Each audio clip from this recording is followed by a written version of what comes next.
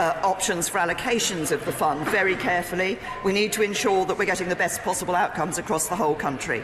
And the scheme that he has referred to is on the list of projects that is being considered for the £40 million fund. It's intended to support high-risk communities, and we anticipate, I can tell him we can anticipate that a decision will be made by summer 2018. Blackford. Thank you, Mr. Speaker.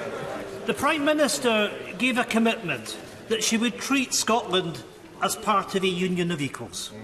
Yet last night, she pressed ahead with a power grab in direct opposition to Scotland's elected Parliament.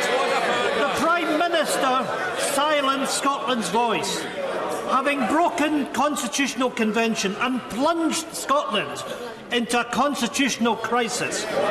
Will the Prime Minister now commit to bringing forward emergency legislation so that the will of the Scottish Parliament can be heard and, more importantly, respected?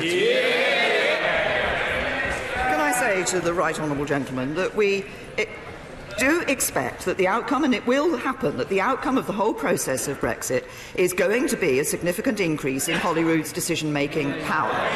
It is not the case that this is in any way a power grab.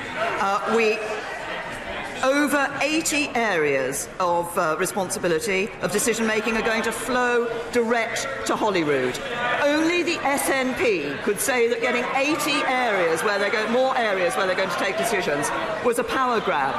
If he wants to be concerned about the process that this House has followed in relation to the legislation, his real question should be why it was the Labour Party who manoeuvred last night, used procedural manoeuvres to ensure that there was no debate about the amendments referred to on Scotland. Ian Blackford. Mr. Speaker, I really do hope that the people of Scotland listen very carefully to what the Prime Minister said, because the reality of the situation is that powers that are enshrined under the Scotland Act in 1998 are being grabbed back by this. It is a power grab, and the MPs from Scotland were not given the courtesy of even debating it last night. It is a democratic outrage. The people of Scotland will not be disrespected by this Parliament. Mr. Speaker, under the circumstances, given the disrespect that's shown, I have got no option but to ask that this House now sits in private.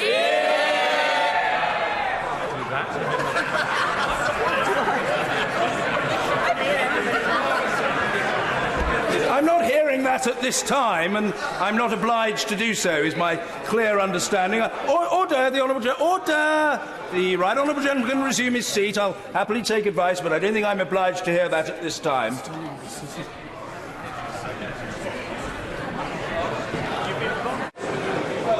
Well, what I'd say to the right honourable gentleman is, I think the standing order requires that the matter be put, if it is to be put forthwith. Order. It might be for the convenience of the House for the matter to be addressed at the conclusion of Prime Minister's questions, and if the right honourable gentleman, who had not signalled to me his intention to do this now, order.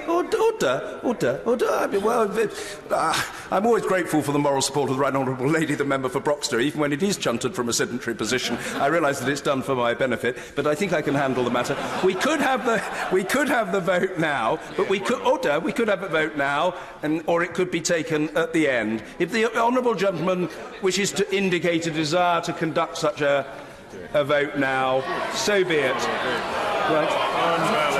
I beg to move. I beg to move. Well, my advice, I've had a mixed sequence of advice, is that order. This has not happened, but order. My view is that it is better for the vote to be conducted. My view is that it is better for the vote to be conducted at the conclusion of questions to the Prime Minister. No, I'm not. Order. I always admit of the maximum number of votes and divisions, as the right honourable gentleman should know from his experience in the House. But I hope that he will trust me that I know of what I speak. There can be a division, and it will be at the end of this session, not now. That is the end of the matter. The Prime Minister. Mr. Speaker, might I ask... No, I'm not debating. No, resume your seat. Resume your seat. Mr. Blackford, no, you're not moving anything. Resume your seat, young man. Resume your seat. No, Mr. Blackford, resume your seat.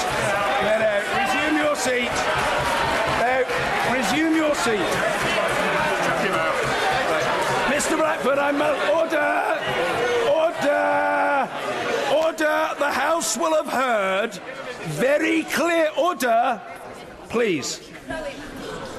The House will have heard very clearly my acceptance that there can be a vote on this matter. Order!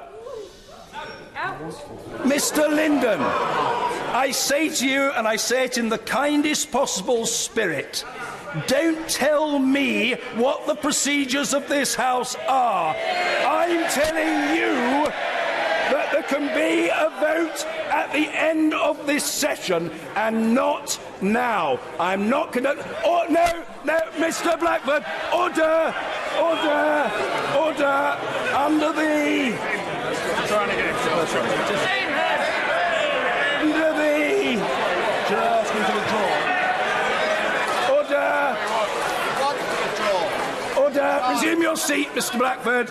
Under the power given to me by Standing Order number 43, in light of the persistent and repeated refusal of the right honourable gentleman to resume his seat when so instructed, I order the right honourable gentleman to withdraw immediately from the House for order for the remainder of this day's sitting. He is so in... Right, he won't... Right, well, we'll have to have the vote.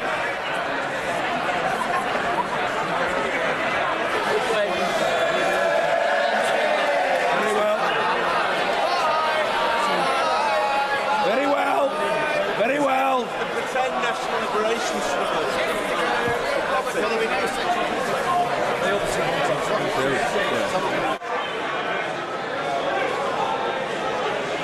I'm back. Order.